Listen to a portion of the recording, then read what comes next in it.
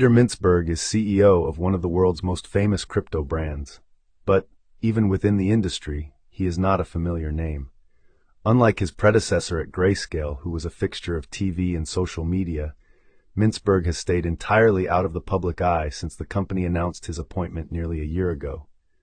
That silence has been strategic. Mintzberg is a longtime Wall Street insider.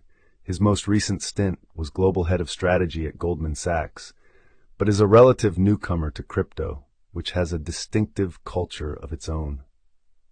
Lying low has given him time to fully immerse himself in the world of digital assets, and it has also bought time for Grayscale to navigate a competitive landscape that has changed dramatically. A pioneer in the early digital asset industry, Grayscale went on to become the face of a bold legal fight to expand access to Bitcoin through ETFs.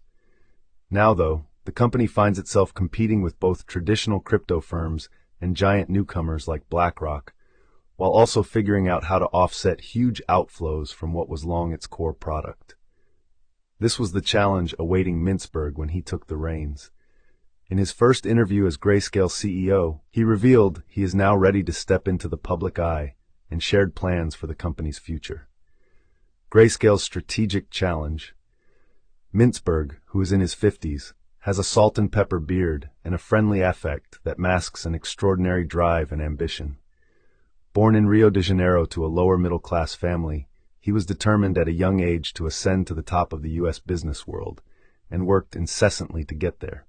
Landing an analyst job with McKinsey in Brazil after college, Mintzberg's embrace of 15-hour days led the company to sponsor his MBA at Harvard Business School, where he recalls reading 3 cases a night while bringing his English up to speed.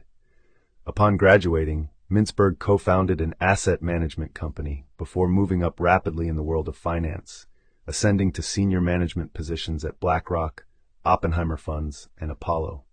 His most recent role at Goldman Sachs included overseeing digital assets under the firm's wealth management business.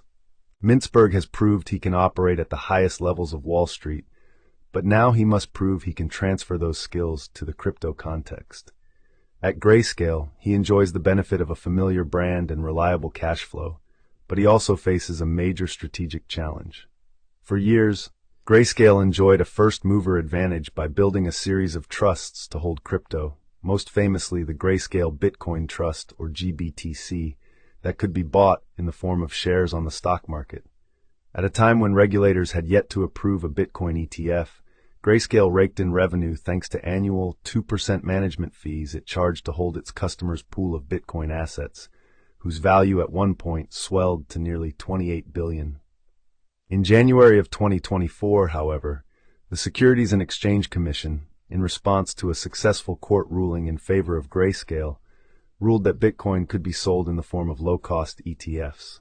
The legal victory made Grayscale the toast of the crypto community by opening the door to a flood of new investment from institutional investors, but it also placed Grayscale in a tough spot.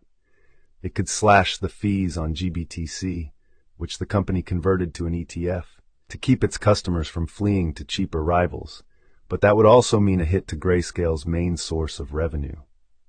Grayscale elected to reduce its GBTC fee to 1.5%, which was better than 2%, but a far cry from the 0.25% fee offered by its giant new competitors, BlackRock and Fidelity. Predictably, a sizable portion of investors pulled out of GBTC, though the hit to Grayscale has been mitigated by soaring Bitcoin prices and a broader crypto boom, a boom that was touched off by the ETFs launching in the first place. As of mid-April, GBTC still had total assets of around $16 billion, though newcomer BlackRock has already amassed close to $46 billion. Meanwhile, outflows have slowed to a trickle as remaining customers, owing to fear of a tax hit or simple inertia, have let their money stay put. Shortly before Mintzberg's tenure began, Grayscale launched a mini GBTC with an industry-leading fee rate of 0.15% as part